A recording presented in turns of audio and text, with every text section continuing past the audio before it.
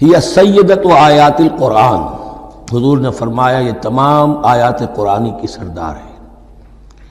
جس طریقے سے آیہ بر اور سورۃ العصر میں ایک نسبت ہے کہ ہدایت اور نجات کی شرائط ساری کی ساری ایک چھوٹی سی صورت میں اللہ نے جمع کر دی، والعصر ان الانسان لفی خسر الا الذین آمنوا وعملوا الصالحات وتواصوا بالحق وتواصوا بالصبر، لیکن اس کی تفصیل ایک آیت میں آئی، وہ آیت البر ہے۔ چنانچہ جو منتخب نصاب ہم نے مرتب کیا ہے دعوت قرآن کے لیے، میں پہلا درس سورۃ العصر کا ہے اور دوسرا درس آیت البر کا ہے۔ جو نسبت سورۃ العصر میں ہے کہ وہ سورت ہے، یہ آیت ہے، لیکن اس آیت میں کئی صورتیں نکل سکتی ہیں حجم کے اعتبار سے سورۃ العصر کے برابر۔ یہی نسبت ہے سورہ اخلاص میں، 4 آیتیں، توحید کا عظیم ترین خزانہ، اور یہ آیت الکرسی، یہ آیت ہے سورہ اخلاص، اس میں 4 بن جائیں گی حجم کے اعتبار سے، لیکن اسے حضور نے ثلث قرآن قرار دیا ہے۔ توحید کے موضوع پر جامع ترین سورۃ الاخلاص، لیکن توحید اور خاص طور پر توحید فی الصفات کے موضوع پر عظیم ترین آیت یہ آیت الکرسی ہے۔ اللہ لا الہ الا ہو، اللہ وہ معبود برحق ہے جس کے سوا کوئی الہ نہیں، بڑا کیٹیگوریکل۔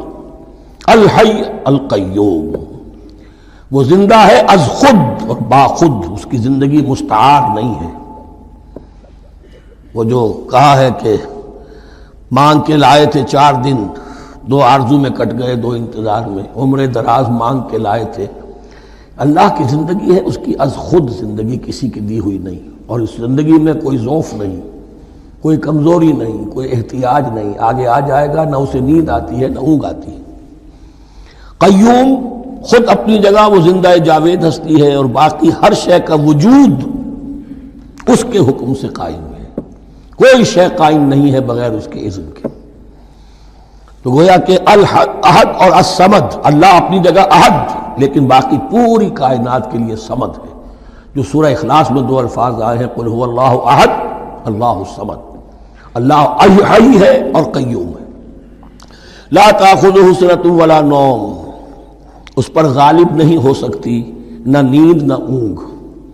لہو ما فی السماوات و ما فی الارض، آسمان اور زمین میں جو کچھ ہے اسی کا ہے، ملکیت تامہ، ملکیت حقیقی اس کی ہے۔ من ذا الذی یشفع عندہ الا باذنہ، کون ہے وہ جو شفاعت کر سکے اس کے پاس مگر اس کی اجازت سے۔ اب یہ مقام آیا ہے سورہ بقرہ میں پہلی مرتبہ، 3 مرتبہ کیٹیگوریکل ڈینائل کے بعد، کوئی شفاعت نہیں، کوئی شفاعت نہیں، کوئی شفاعت نہیں۔ یہاں بھی جو انداز ہے بہت ہی جلالی انداز ہے۔ منزل نظی، کس کی یہ حیثیت ہے، کس کا یہ مقام ہے، کس کو یہ زور حاصل ہے کہ وہ اپنے اختیار کے بل پر، کہ اپنی حیثیت کی بنیاد پر شفاعت کر سکے؟ ہاں، جس کے لیے اللہ اجازت دے دے۔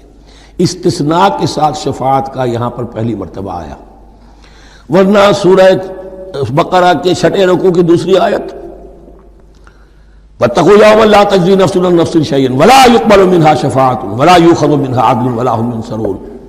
15 رکوع کی دوسری آیت، واتقوا یوما لا تجزی نفس عن نفس شیئا ولا یقبل منها عدل ولا تنفعها شفاعۃ ولا هم ينصرون۔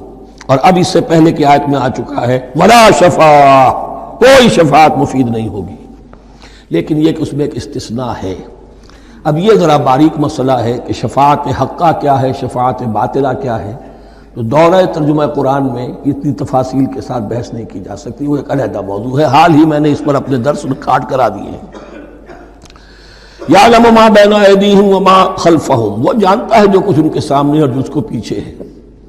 عام طور پر دنیا میں ہم سفارش کرتے ہیں تو کہتے ہیں کہ بھئی میں جانتا ہوں اس شخص کو بہتر، اصل میں جیسا کچھ یہ نظر آتا ہے ویسا نہیں ہے، یا جیسا کچھ فیکٹس آن دی فائل آ گئے ہیں وہ بڑے ہی ڈیسیونگ ہے، اصل حقائق کچھ اور ہیں اس کیس کے، وہ میں آپ کو بتاتا ہوں۔